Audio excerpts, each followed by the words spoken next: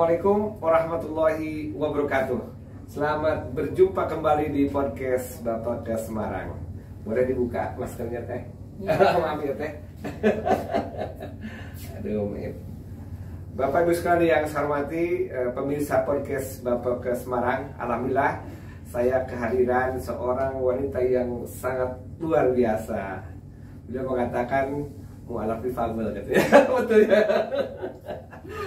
Kebetulan beliau dari Komisi Nasional Disabilitas. Nanti kita dengarkan siapa beliau. Silakan Mbak Teteh untuk memperkenalkan diri dulu. Oke, terima kasih Pak Asep.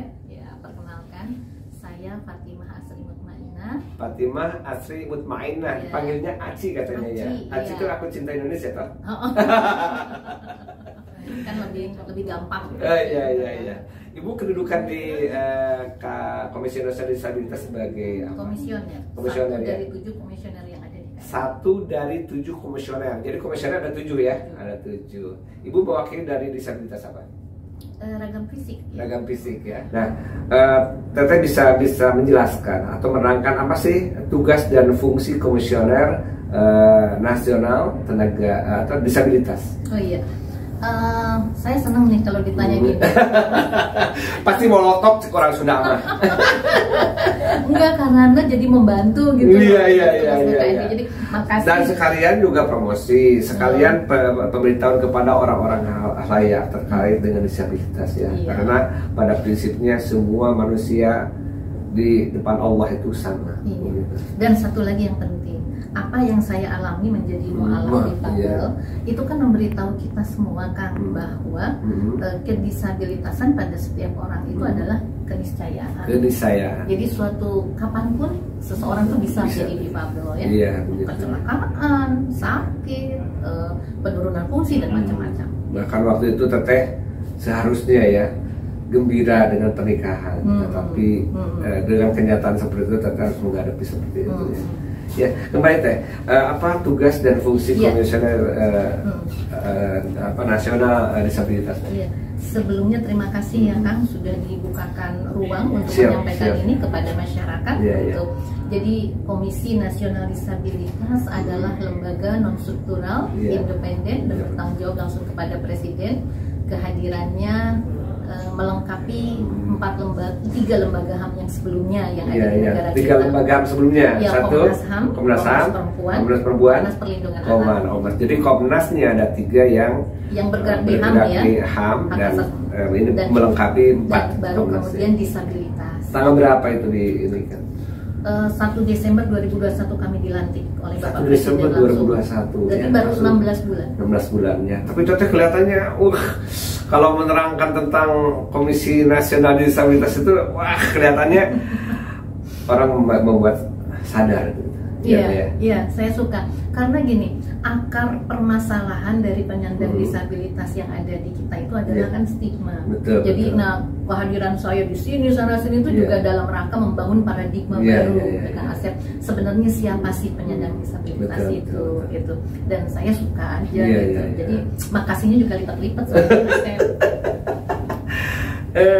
Informasinya katanya kuliah di Bandung kan? Iya, bisa jelaskan kuliah di mana dulu? Dulu kuliah di Unpad ya, di Fakultas Pertanian. Kalau Unpad masih hafal lagunya? UNPAD, UNPAD, Unpad kita bersatu. Terus ada yang Universitas kita, Pajajaran tempat bernaung. Kebetulan dulu saya kuliah juga di sana, tetapi sama dengan Teteh, nggak lanjut. Nah ininya kan sedihnya, yang tidak melanjutkan saya itu kan karena saya menjadi seorang disabilitas. Kalau kebetulan saya sering musafir, jadi dari sana saya kuliah lagi di kesehatan. Iya. Mu'alaf ketemu musafir. Terus ya Teh, tugas dan fungsi atau tupoksi daripada komisi ini. Iya. Komisi Nasional Disabilitas atau KND, tugasnya itu 3 kalau amanat undang-undang ya, pemantauan, evaluasi dan advokasi. Nah, yang Teteh sendiri yang paling disukai di antara itu apa? Oh, tiga-tiganya harus juga ya. Tetapi memang saya mengampu bidang pemantauan, evaluasi, pengaduan dan tindak lanjut.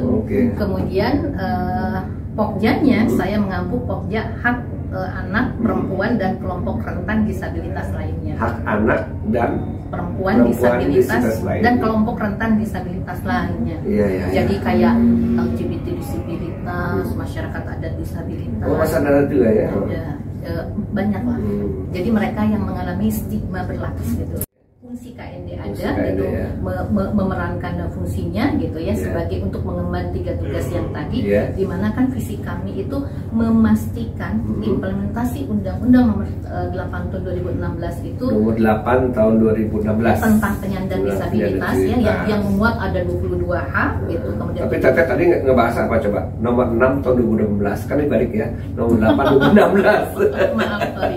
Enggak, tadi kita belajar tentang bencana juga kan. Oh gitu ya, sorry. Nomor 8 tahun 2016 ya. 16 itu, nah implementasinya tuh bisa dirasakan dampaknya bagi setiap individu. Artinya ketika kita bicara D ya, kemudian ya kita tidak mengharapkan menjadi disabilitas, maka itu juga akan menjadi perhatian kita. Bagaimana setelah menjadi disabilitas itu, apakah masih bisa mengakses hak-haknya sebagai penyandang disabilitas? Concern kita akan ke sana. Banyak Kang, yang kalau Kang Asep tadi mengatakan kekerasan itu kan, Masya Allah ya, terutama ini dapat dirasakan oleh perempuan dan anak dengan disabilitas. Itulah kenapa undang-undang memuat hak spesifik tadi itu, 7 hak spesifik untuk anak dan 4 hak spesifik untuk perempuan. 7 anak apa aja? Haknya, saya enggak itu ya. Pokoknya rata-rata tentang bagaimana dia harus diselamatkan dari tindakan diskriminasi, pelecehan, kemudian penelantaran ketika anak ya, kekerasan seksual. Sedang banyak sekarang ya. Kalau yang anak itu pokoknya dia boleh bersekolah, untuk mengakses hak-hak yang lainnya gitu.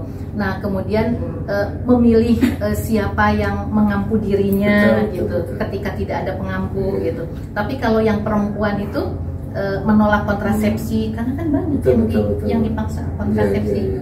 Menolak kontrasepsi, kemudian Jadi seorang anak perempuan berhak menolak kontrasepsi, maksudnya begitu? Betul. Memilih dan menolak kontrasepsi. Dia statusnya seorang perempuan anak gitu kan?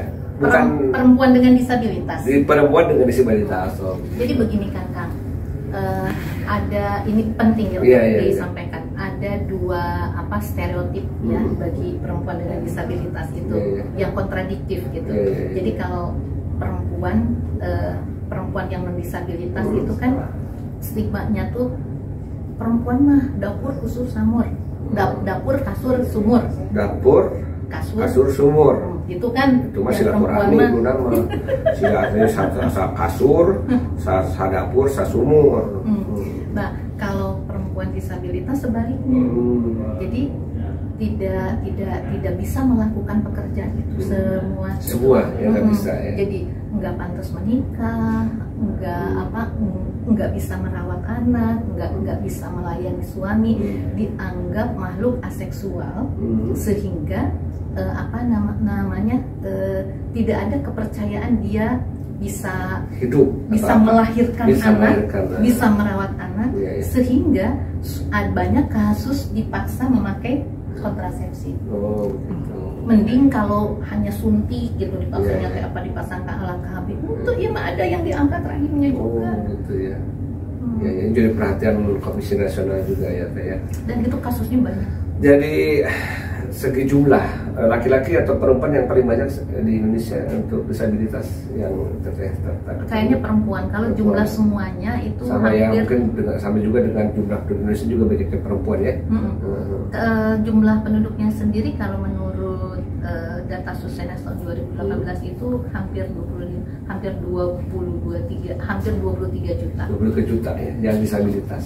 Nah, itu tahun 2018 dan kami jadi yakin, berarti dari jumlah penduduk hampir 10% artinya.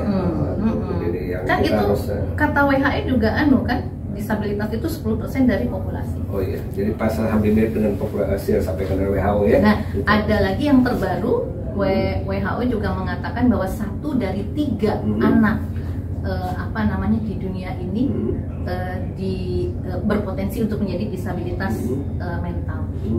Apalagi dengan gadget sebagai sekarang ya, sudah ramai ya. Teh, yang selama Teteh menjadi komisioner, yang paling terkesan penanganan kasus apa ya Teteh?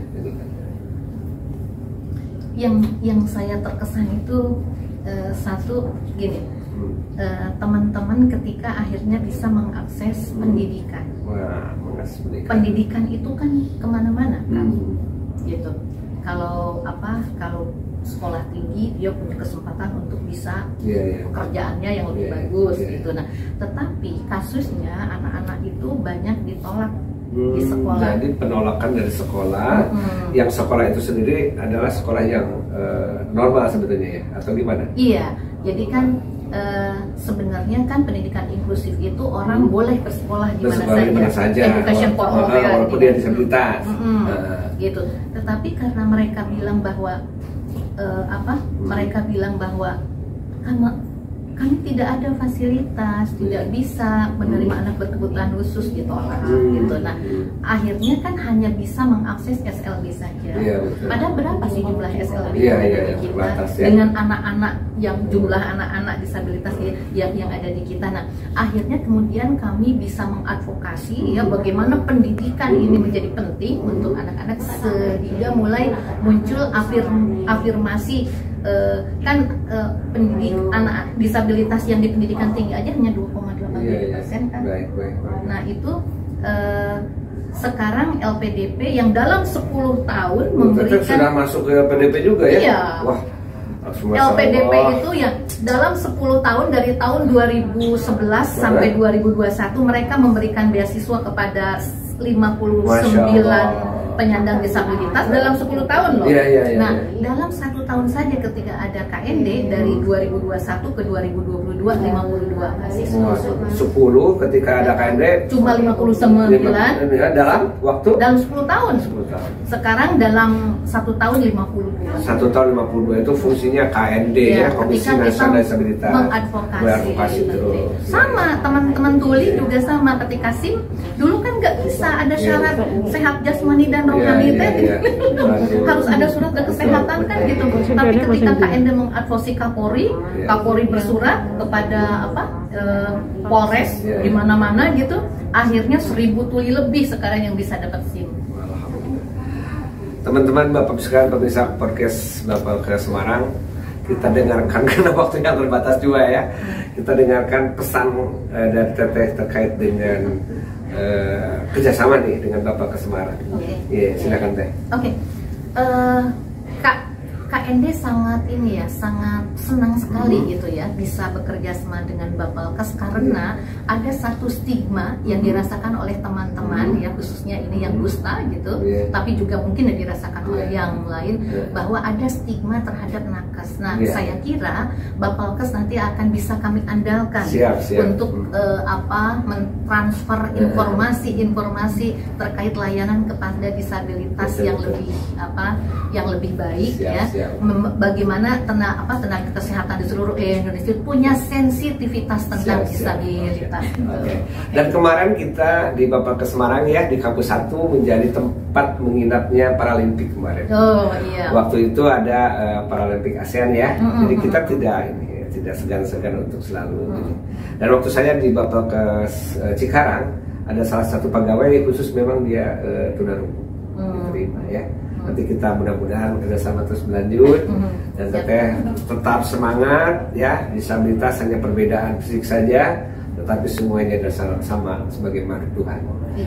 Selamat berjumpa kembali di podcast Bapak ke Semarang. Wassalamualaikum warahmatullahi wabarakatuh.